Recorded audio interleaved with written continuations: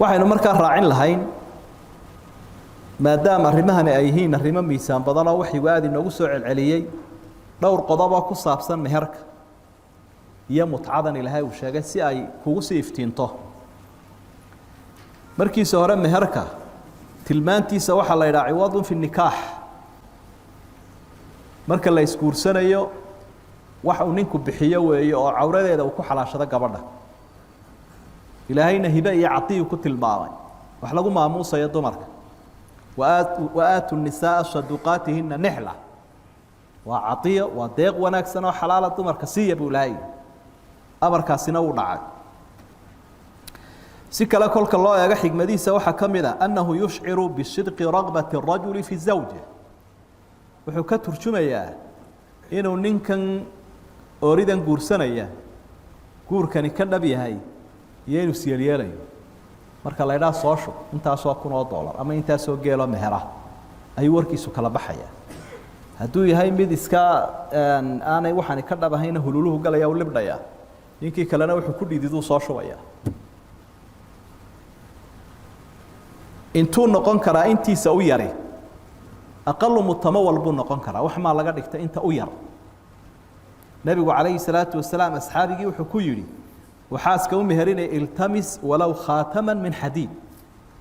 أرد مهروني أنت أرادي مرتين مهرينين فرق الذهب أنا هذا فرق الحديد أنا هذا فرق البرأة فراتي نضدك قاربا إلى هذا بهالكاقع فرها لك شلو وحديد وبرأة انتو نقن كرادي وحادو يربو نقن كرا والله يا هل دولار إني أنا قاري كريم أما نص دولار بالنوضة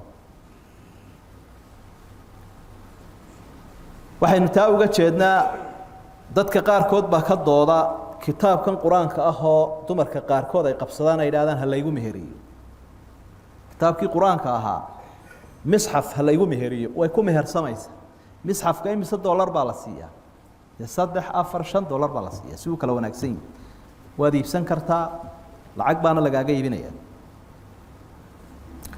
meherku sidoo kale أحكامتيسا waxa kamida manfaacana uu noqdaa sida uu maalka u noqdo dheefna uu noqdaa dheef inantii waxa lagu meheriyay inuu ninkani quraanka baro sidoo nabiguba ugu meheriyay calayhi salaatu wasalaam uzawijuka bima ma'aka min alquran inanta waxaan kugu guureeyay buu inaad barto quraanka taqaano dekaash ma laakiin waa cilmi nabi muusana muxuu ku guursaday inantii العبد صالح أدونك وناكسن ولا سورة قصص لا يكجا ورماي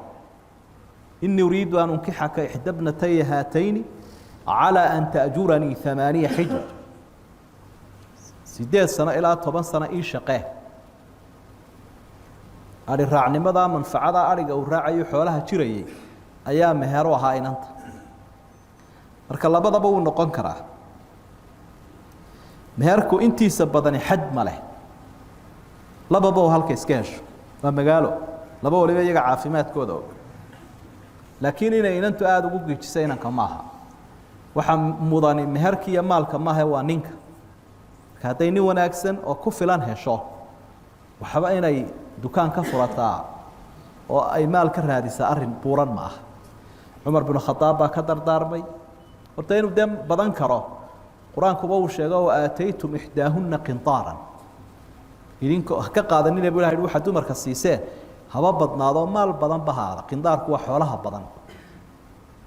akula xajlaabina kula daa ku heshiisan si laakiin Umar iyo Aisha iyo way ka dardaarmayeen Umar wuxuu lahaa meherka qaaliyeynina qaaliyeyntu haday khayr leedahay nabi maxamed baa wax badan ku meherin lahaa hablihiisa iyo xaasaskiisa Aisha na markay ka dardaarmaysa waxay lahayd 12 waqiyadood oo dahab iyo bad ayaa u badnaa meherkii xaasaska nabiga iyo ubadkiisa marka aad suuqa caalamiga hadda eegta fidada waqiyadu intay maraysid bedesho $250 meelaha waa noqon karta kii la inagu ibtileeyo dollarka markaynu rogno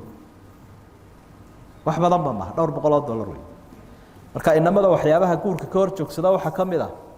marka lacag badan la weydiiyo dahab badan ayuu qofkii oranaya iskaba bixin kari maysid meherku noociyuu leeyahay musamma wa ghayru musamma mid la magacaabay iyo mid aan la magacaabin waa inaga arkayna وحكلون نقضى معجل ومؤخر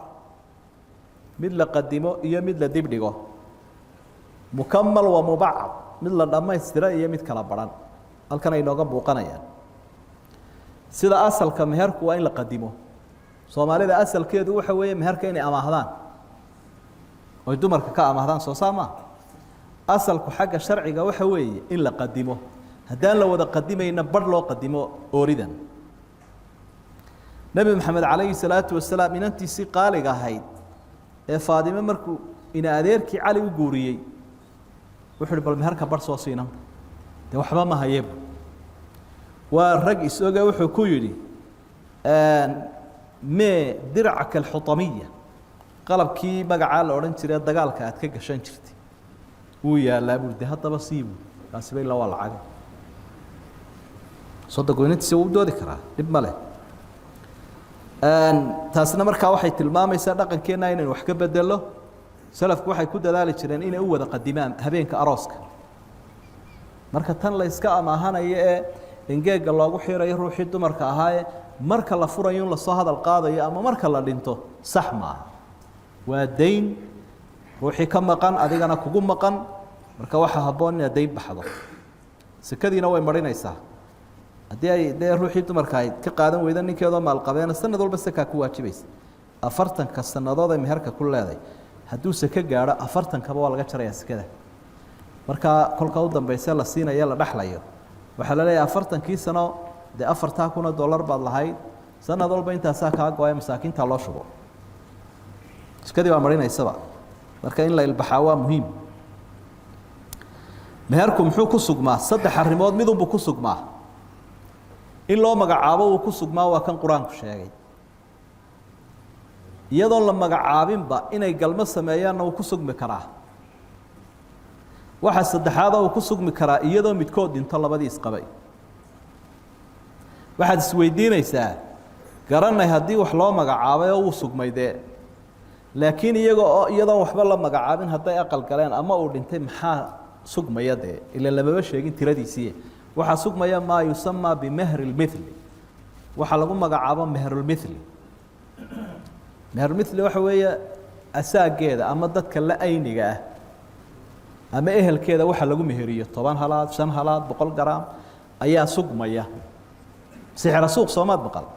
waxa la sixir suuq bay leeyahay sixir suuqa inantu ma inanba ma armalba ma tuweynba waa intaas baa la leeyahay kaasa sugmaya صدح رامض بكسب بيان سدا إلهي بقرآن كوكشاجي وكيف تأخذونه وقد أفضى بعضكم إلى بعض سويدين كان يسدح مراي سوق الموضوع ميدان حشوني حاول قاضي سامبول هاي الدمرك مركا أو متكود انتين مهركي سوق بيان حتى هذا كل كيور الله مجعابين ومسألة إجماعة أنا لا هذا أي اتفاقه فرق بعود حياة إجماعية اتفاقي فوق هذا يسكوا فقين مهركا محرده وحردي كرف فرقة كستو حاجة هذا كتم عضه kala tagu haduu xageeda ka yimi midalan way gaalowday ama iyadoo gaal ahayd ba islaamtay ama inkastoo taadooda ay ka qabaan culimada qaar kood ama ceeb ay yeelatay ceebihii lagu fasakhan jiray naqaadir ba ku dhacdo ceeb ba ka timi xageeda barastii judaamkii junuunkii waalidii wixii nooca ah aidiskii waxa soo lagu kala tagi karo markaana uu dhacaya tanaasul baa iman kara waxyaabuhu meherku ku dhacaya tanaasulka ka mid ah iyadoo deyn ahaan ugu lahayd bay tiri wadan ka daayay hiba ka mid ah hibadu waa iyadoo haysay ku celisay way kala duwan tanaasulka iyo hibadu deyn bay ku lahayd markaa way ka saamaxday tanaasul baa la ilaaha hadii ay iyadu haysay u celisana waa hibo khuluc baa ridi kara meherka khulucaas waxa weeyaan kii aynu soo maraynaa dalqadii ay ibsatay laakiin intan oo dhan waxa shardi ah inay qaangaar tahay miyir qabto rashiida tahay rashiidadu waa maxay waa qof si fiican wax u maamuli karta oo aan degam ahayn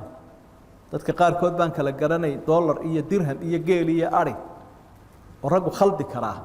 taasoo kala saamaxadeedu socon mayso